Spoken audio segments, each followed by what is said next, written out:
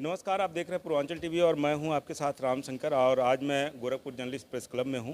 इस वक्त हमारे साथ गोरखपुर एसोसिएशन बार के अध्यक्ष रह चुके मन्नू पाड़े जी हैं और मंत्री भी रह चुके हैं। एक बार पुनः वो अध्यक्ष लड़ रहे हैं और अपनी तमाम मुद्दों को वो अधिवक्ता साथियों के सामने रखना चाहते हैं, जिससे ये लोग हालांकि जानने के लिए पहले से भी जानते हैं, उनके काम को भी जानते हैं, लेकिन एक बार ये ज़रूरी भी होता है कि चुनाव के पहले वो अपने मुद्दाओं को जो है लोगों के बीच में ज़रूर रखें, ताकि आने वाले समय में ये आप डिसाइड कर सकें कि कौन सा प्रत्याशी आपके लिए सही है। ये एक तरह का निश्चित तौर से इससे एक पहल भी होती है और लोगों को एक जागरूक भी होती है। तो हमारे साथ सबसे पहले मन्नू पाड़े जी हैं। सबसे पहले पूर्वांचल टीवी को आपका बहुत बहुत स्वागत करता हूँ। धन्यवाद आपको।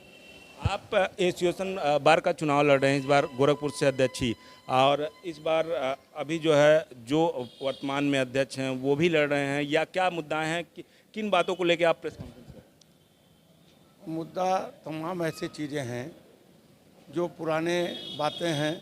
हमारे तमाम अधिवक्ता साथी तो जो हैं वह जानते हैं, लेकिन कुछ नए अधिवक्ता साथी आए हुए हैं, नौजवान अधिवक्ता, उनको इस विषय में नहीं जानकारी है कि मैंने अधिवक्ता हित के लिए क्या क्या किया है। उन सारी बातों को बताने के लिए, सारी समस्याओं को समाधान कराने के लिए आज प्रेस क्लब में आया हूं कि अपनी बात को बता सकूं। पहले जब मैं अध्यक्ष था और मंत्री था, अधिवक्ताओं के बैठने की सबसे ज़्यादा समस्याएं थीं। उन सारी समस्याओं को समाधान मैंने कराया अपने यहाँ गोरखपुर के जनप्रतिनिधियों के माध्यम से। जैसे पूर्व एमएलसी विनोद पांडे जी के निधि से 20 लाख रुपया लेकर के तमाम छायाकुंजों का निर्माण कराया। देवेंद्र सिंह के निधि से लेकर के छायाकुंज का निर्माण कराया और तमाम समाज सेवियों के माध्यम से उनसे लेकर के तमाम छायाकुंज का निर्माण कराया। अधिवक्ता हमारे बार में जाते थे तो कुर्सी बाहर से मंगानी पड़ती थी, चाहे कोई कार्यक्रम हो, चाहे किसी प्रकार की। उनके बैठने के लिए सामाजिक व्यक्ति से कह करके कुर्सी की व्यवस्था कराई गई तथा तमाम लोगों को बुला करके पुस्तकों की पढ़ने की व्यवस्था कराई गई, इलेक्ट्रॉनिक टीवी की व्यवस्था कराई गई। इन सारी और उस समय हमारे अधिवक्ताओं के साथ तमाम तरह की समस्याएं आई, चाहे वह प्रशासन से लड़ना हो, चाहे तमाम तरह के दिक्कतें आई।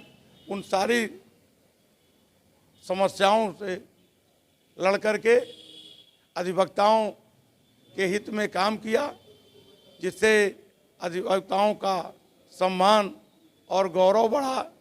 इन सारी बातों को बताने के लिए मैं चुनाव में आया हूं और कुछ तमाम समस्याएं ऐसी थीं जो अधूरी रह गई।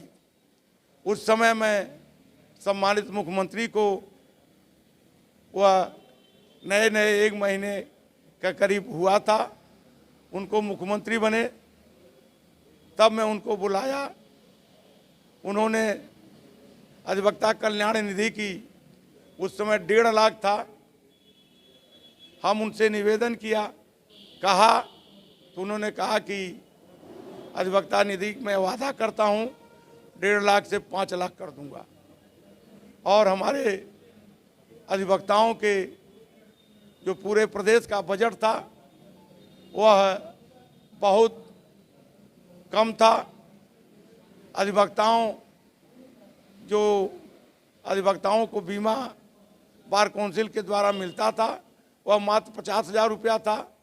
वह माननीय मुख्यमंत्री जी, जिसकी अवधि भी मात्र 60 साल तक था, 60 साल के बाद मरने के बाद अधिवक्ताओं के परिवार को कुछ भी नहीं मिलता था। उस सारे चीज़ों को समाधान कराने मुख्यमंत्री से आश्वासन लिया तथा मुख्यमंत्री ने उस आश्वासन को पूरा किया।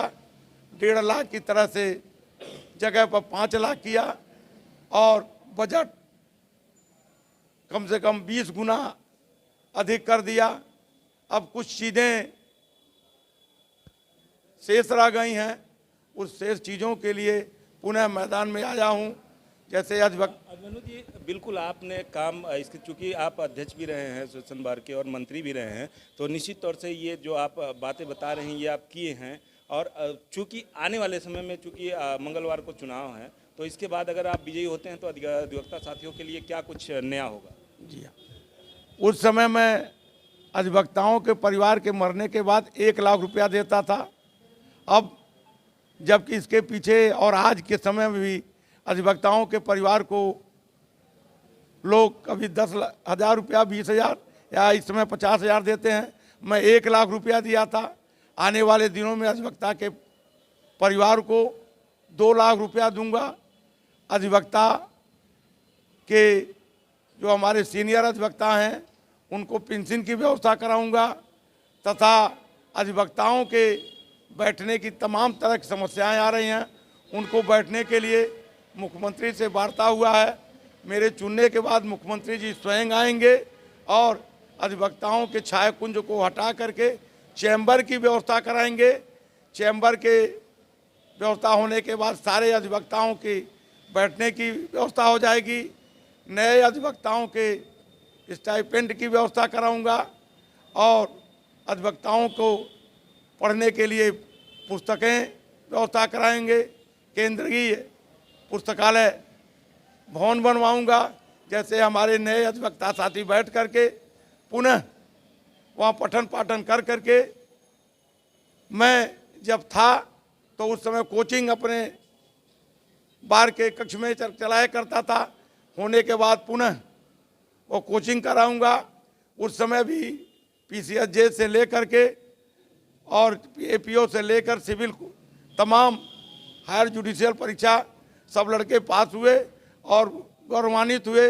और परीक्षाएं बंद हुआ, कक्षाएं बंद हो गई, चलना बंद हो गया, उसको पुनः उसको शुरू कराऊंगा, जिससे हमारे नए अधिवक्ता साथी, युवा अधिवक्ता साथी उसमें अपना अध्ययन करके, कोचिंग करके अच्छे, हमारे तमाम कैंपस में तमाम अधिवक्ता साथी विद्वान हैं, उनके द्वारा हमारे तमाम न्यायिक अधिकारी हैं, उनके द्वारा जजेस से उनको अच्छी शिक्षा दिला करके उनको कंपटीशन पास कराऊंगा। इन तमाम मुद्दे और अभी पुनः अधिवक्ताओं के परिवार को माननीय मुख्यमंत्री के द्वारा, जैसे हमारे यहाँ किसी अधिवक्ता के स्वास्थ्य की कोई व्यवस्था नहीं है, उस अधिवक्ताओं के स्वास्थ्य की व्यवस्था कराऊंगा, अधिवक्ताओं को पेंशन की व्यवस्था कराऊंगा, अधिवक्ताओं को पठन पाठन की व्यवस्था कराऊंगा, अधिवक्ताओं की सुरक्षा की व्यवस्था कराऊंगा, अधिवक्ताओं की सम्मान की व्यवस्था कराऊंगा। अधिवक्ताओं के हित के लिए, अधिवक्ताओं के सम्मान के लिए अगर मुझे अपने प्राणों की आहुति देनी पड़ेगी तो मैं अपने प्राण दे सकता हूं, लेकिन अधिवक्ताओं के हित के लिए, अधिवक्ताओं के सम्मान के लिए कभी अपने को कमज़ोर नहीं साबित करूंगा। इन्हीं सारे मुद्दों को लेकर के पुनः मैं मैदान में आया हूं। सारे अधिवक्ताओं का रुझान मेरे प्रति है, सारे अधिवक्ताओं का स्नेह समर्पण मेरे प्रति है। पुनः सारे अधिवक्ता अपना मत देकर पुनः मुझे अध्यक्ष बनाएंगे। जी बिल्कुल, तो आप थे अभिमन्यु प्रसाद पांडे जी, जो एसोसिएशन सिविल कोर्ट गोरखपुर से एक बार पुनः अध्यक्ष के लिए तैयारी कर रहे हैं। हालांकि मंगलवार को चुनाव है और जल्द परिणाम आएंगे।